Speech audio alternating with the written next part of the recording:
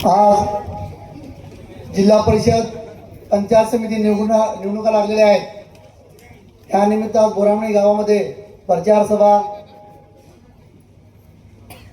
चालू आहे.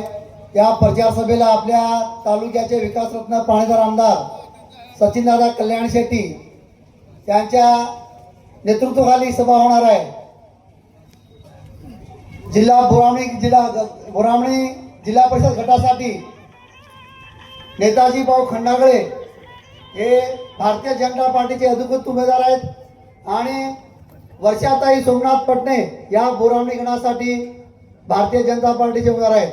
तसेच मी विजय उमाकांत राठोड काशेगाव गण पंचायत समिती याचा भारतीय जनता पार्टीचा उमेदवार आहे. दादा यांनी आमच्यावर विश्वास टाकून मला जी उमेदवारी दिलेली आहे त्या उमेदवाराचा मी सार्थक करण्याचा 100% प्रयत्न करणार आहे. बोरामणी गट आता आमचे केदारांना यांनी सांगितलं की स्वातंत्र्यापासून हा गट बोरामणी गट हा काँग्रेसचा बालेकिल्ला राहिला आहे. त्यात आता कमल फुलणार आहे. बोरामणी गट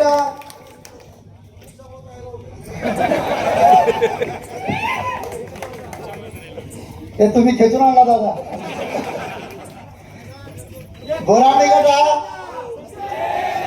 मागील 25 वर्षापासून उमाकांत राठोड या बोरामणी गटाचे नेतृत्व करत होते काँग्रेस पक्षाच्या माध्यमातून. त्यांचा परिचय सांगणं किंवा त्यांच्या कामाचं कर्तृत्व करणं हे काय मी करणार नाही. आपल्या सगळ्यांना माहित आहे उमाकांत राठोड साहेब काय होते. उमाकांत राठोड साहेब प्रत्येक लोकांच्या मनामध्ये घरामध्ये पोचलेला माणूस होता. साहेबांचं जीवन पूर्ण संघर्षामध्ये गेलेलं आहे.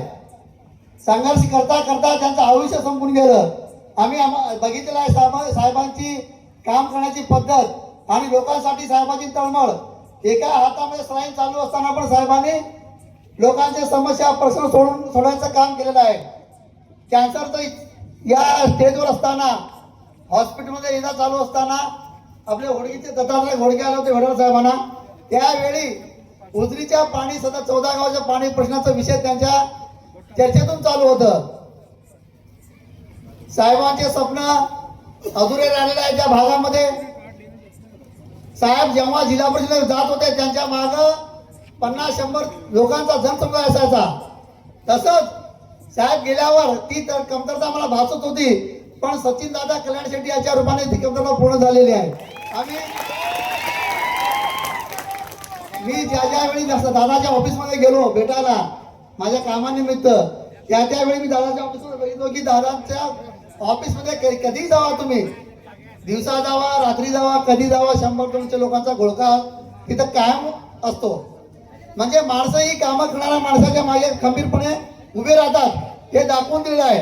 आणि दादाला मी 2-3 वेळा भेटताना आमचं चर्चा चालू असताना मी दादा सांगितलं दादा हे लोक जे आपल्याकडे वाढत आहेत येत आहेत ते पक्ष बघून नाही तर आपला स्वभाव बघून आपल्याकडे लोकांची संख्या वाढलेली आहे. म्हणून दादा हा आता आमच्या केदारांनी सांगितलं दादा हे स्वामी समर्थ रूप आहे. दादा आपण लोकांना भरपूर प्रेम दिलात. या भागामध्ये भरपूर विकासाचं काम केलात. आपण मतं मागताना आपण जे विकासाचं काम करणार आहे किंवा भविष्यामध्ये आपल्याला काय करायचं या धोरणावर मतं मागायचं आहे. साहेबांचे राहिलेले स्वप्न 14 गावाचं पाणी प्रश्न या भागात विमानतळ होणं हे स्वप्न तुम्ही साकार करू शकता. त्यामुळे आम्ही तुमच्या पाठीमागे आणि साहेबांचं स्वप्न पूर्ण करण्यासाठी आपल्या पक्षात प्रवेश केला आणि आपण पक्षात प्रवेश करून तुम्ही मला उमेदवारी दिली त्याबद्दल मी आपल्या पक्षाचा आपला शतशः ऋणी आहे आणि आभारी आहे. येणाऱ्या काळामध्ये आपण सचिनदादाचे विचार भारतीय जनता पार्टीचा विचार प्रत्येक लोकांमध्ये मनामध्ये रुजू आणि सचिनदादांना जो विकासाचा ओघ चालू केला आहे. आता कुठेही जावा तुम्ही आपण या भागात फिरलो तर कुठेही असं एकही रस्ता नाही. आता कोणते एकही गाव नाही जिथे रस्ते झाले नाहीत. वेळ फार कमी आहे बोलायचं भरपूर आहे पण खाली आमचे अध्यक्ष पाय आम्हाला मारला नाही त्यामुळे ठीक आहे आता जास्त काय बोलू शकत नाही.